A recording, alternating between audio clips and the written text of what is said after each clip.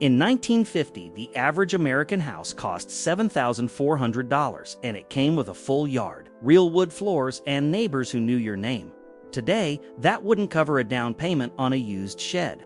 Gas cost 29 cents a gallon. Kids played outside until dark without fear, and you could buy a brand new car for under $1,500. But here's what really made the 50s special. It wasn't just cheaper, it was simpler. These 25 forgotten things from 1950s America reveal a time when life moved slower, trust ran deeper, and a nickel could actually buy you happiness. Subscribe to Vintage America Tales. We're preserving the memories that made America great. In 1950, the average American house cost about $7,400, and it wasn't a shoebox either. You got a full yard, real wood floors, and neighbors who actually knew your name. Today, that wouldn't cover the down payment on a used shed in most cities. These weren't just houses, they were homes built to last. Real hardwood floors that could be refinished for decades, solid plaster walls, and craftsmanship that modern construction rarely matches. But the best part? A single income could buy one. Dad worked, Mom managed the household, and somehow they could afford the American dream without drowning in debt. Can you imagine buying a house on one income today? But wait until you see what gas cost back then. In 1955, a gallon of gas cost 29 cents. That meant $5 filled your tank and left enough change for a Coke and a pack of gum. And you didn't pump it yourself. A young guy cleaned your windshield while calling you sir. Full-service gas stations were the norm. They checked your oil, washed your windows, and inflated your tires without being asked. It wasn't just about gas, it was about service that made you feel valued. Imagine pulling up today and having someone actually help you, instead of staring at a screen that asks if you want a car wash for $15. Speaking of cars, the ones they made back then were absolutely stunning. The Chevy Bel Air hit the streets in '55 and turned heads everywhere it went. Two-tone paint, chrome trim, V8 engine. It looked fast just sitting still. Owning one wasn't just driving, it was showing the world you were doing all right. These weren't just transportation, they were rolling art pieces. Every curve was designed to catch the eye, every detail polished to perfection. Chrome bumpers that could blind you in the sunlight, and paint jobs that looked like jewelry. Modern cars are efficient and safe, but they all look like they came from the same boring factory. In the 50s, your car was your personality on wheels. But here's something that will blow your mind. The first TV commercial for a toy required you to bring your own potato. In 1952, Mr. Potato Head became the first toy ever advertised on television. But here's the crazy part. Back then, you had to supply your own real potato. The plastic spud came later. Imagine handing a modern kid a raw potato and saying, "Here, play with this." They'd probably call child services. But 50s kids turned ordinary vegetables into hours of entertainment with just a few plastic pieces. It wasn't about the toy, it was about imagination. Kids could create entire personalities and stories with nothing but a potato and some plastic parts. And speaking of simpler times, America itself felt completely different. In 1950, the U.S. population was just over 150 million less than half of what it is today. Towns were smaller, streets were quieter, and you could actually recognize most faces at the grocery store. America felt big, but not too big. Everyone knew everyone in small-town America. The mailman knew your dog's name, the grocer saved your favorite cut of meat, and the pharmacist asked about your mother's arthritis. It was a web of genuine human connections. Today, we're more connected than ever, but somehow lonelier. Back then, connection meant looking someone in the eye and asking how their day was going. And here's something that might shock you. People didn't even lock their doors. You didn't lock your doors in the 50s, not because crime didn't exist, but because folks trusted each other. If someone knocked, you invited them in. If they didn't knock, it was probably your cousin bringing back your ladder. Nobody worried about home invasions or package theft. Kids played outside until dark, and parents didn't panic if they were 10 minutes late. Trust was the default setting, not suspicion. It wasn't naivety, it was community. When everyone knew everyone, reputation mattered more than locks and alarms. This trust extended to family traditions that held everyone together. Sunday dinner wasn't optional. The whole family showed up. Grandparents, cousins, the noisy uncle who told the same story every week. Roast beef, mashed potatoes, and Jell-O mold nobody liked, but everyone took a scoop of anyway. It wasn't about the food, it was about time. 3 generations around one table, sharing stories, arguing about baseball, and creating memories that lasted lifetimes. No phones, no distractions, just family. Modern families are lucky if they eat together twice a week. Back then, Sunday dinner was sacred, and it held families together through everything. And after those big family dinners, nothing hit the spot quite like an ice-cold Coke. Coca-Cola still came in glass bottles, and vending machines only took nickels. You slid the bottle out of the cooler, popped the cap, and the first sip practically burned. Cold, fizzy, perfect. No plastic, no zero sugar, just the real deal. The bottles were works of art, that distinctive curved shape that fit perfectly in your hand. You could return them for a deposit, and they'd be washed and refilled. No waste, no guilt, just pure refreshment. There was something magical about hearing that pop when the bottle opener bit into the cap, and the satisfying clink when you set it down on a counter. But while families were enjoying ice-cold Cokes, the food industry was about to revolutionize dinner itself. The TV dinner was invented in 1953. It came in a foil tray, cost 98 cents, and promised a full meal with 0 dishes. Families loved it, but nobody called it processed food. Back then, it was just convenient and kind of exciting. Swanson's first TV dinner contained turkey, cornbread dressing, frozen peas, and sweet potatoes. It was space-age technology that let busy families eat together while watching I Love Lucy. Sure, it wasn't gourmet, but it represented progress. Modern convenience foods are full of chemicals we can't pronounce. TV dinners were just real food, frozen and reheated. But the real game changer was color television, though most people couldn't afford it. In 1954, the first color TV went on sale, but they cost about $1,000, nearly $10,000 today. Most folks stuck with black and white, and when someone in the neighborhood did get a color set, half the block came over to watch. Color TV wasn't just technology, it was magic. Seeing The Wizard of Oz transition from sepia to Technicolor left audiences speechless. Suddenly, television wasn't just entertainment, it was art. Families planned their evenings around TV schedules. No streaming, no on-demand. If you missed Ed Sullivan, you waited until next week. It made every show an event. If you're enjoying these forgotten memories, hit that subscribe button. We're about to explore how different travel used to be. The interstate highway system didn't exist until Eisenhower signed it into law in 1956. Before that, road trips were real gambles. You needed paper maps, extra tires, and patience. If your car broke down in the middle of nowhere, you hoped you packed sandwiches. 2-lane highways wound through every small town. You couldn't bypass anything. You had to drive through Main Street, past the diner, the gas station, and the local characters sitting on the porch. Getting lost was part of the adventure. No GPS, no cell phones, just you, the road, and the kindness of strangers who actually gave directions instead of shrugging and walking away. But while families were road tripping, a young man from Memphis was about to shake up the entire country. Elvis Presley released his first single, That's All Right, in 1954.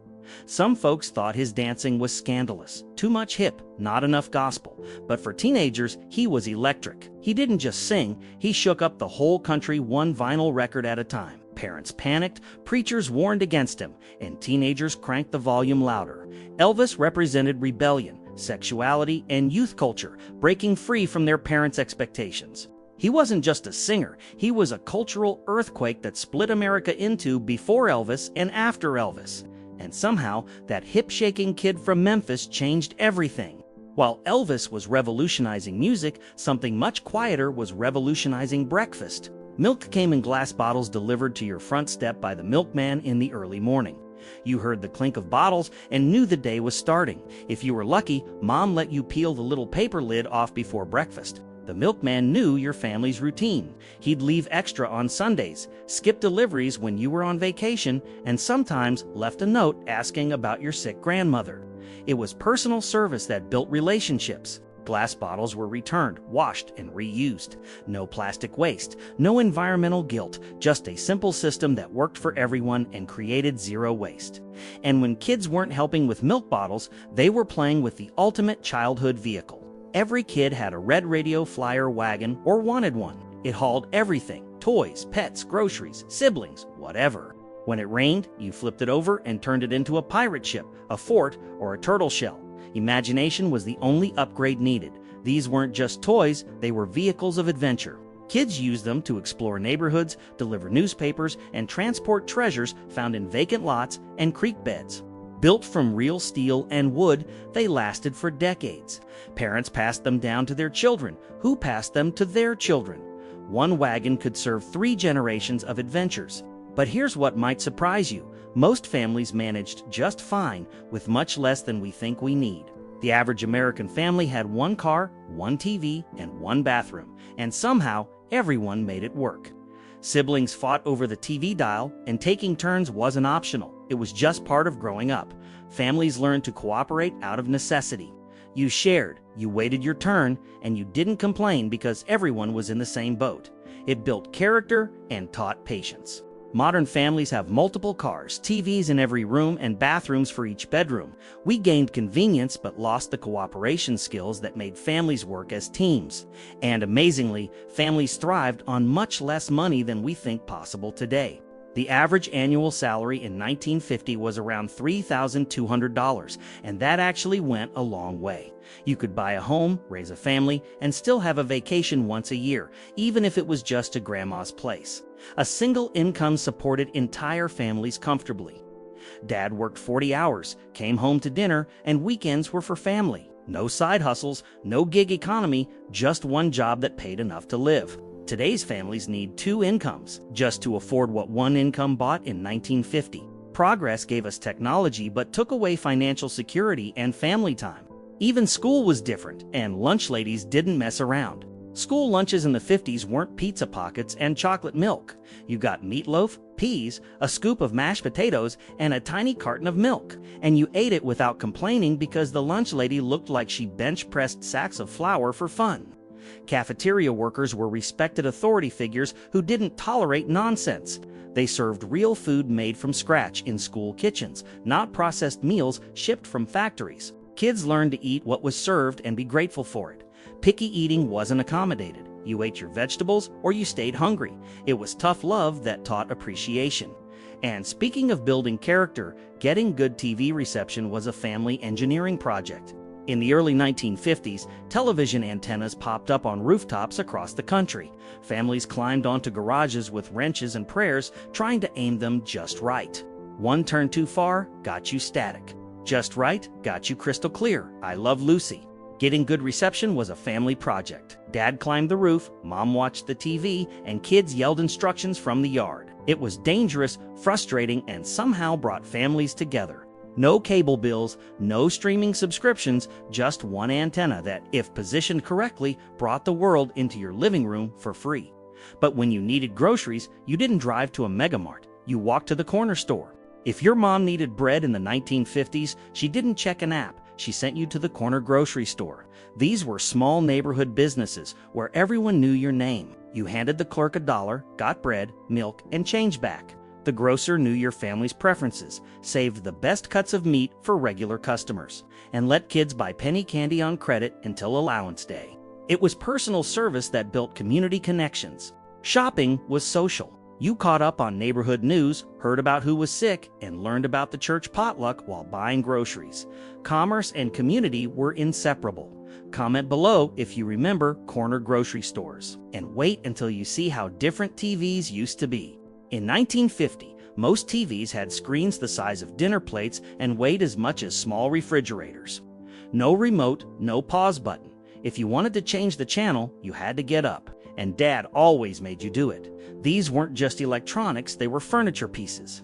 Beautiful wooden cabinets with built-in legs and speaker cloth fronts that looked like they belonged in a living room, not an electronics store. When they broke, you didn't throw them away. You called the repairman, who showed up with a toolbox and cigarette, fixed the tubes, and charged $5. And if you were hungry late at night, there was one place that never closed. The first Waffle House opened in 1955 in Georgia. It was tiny, cheap, and open 24/7. Truckers, teenagers, and early risers all found a home at the counter.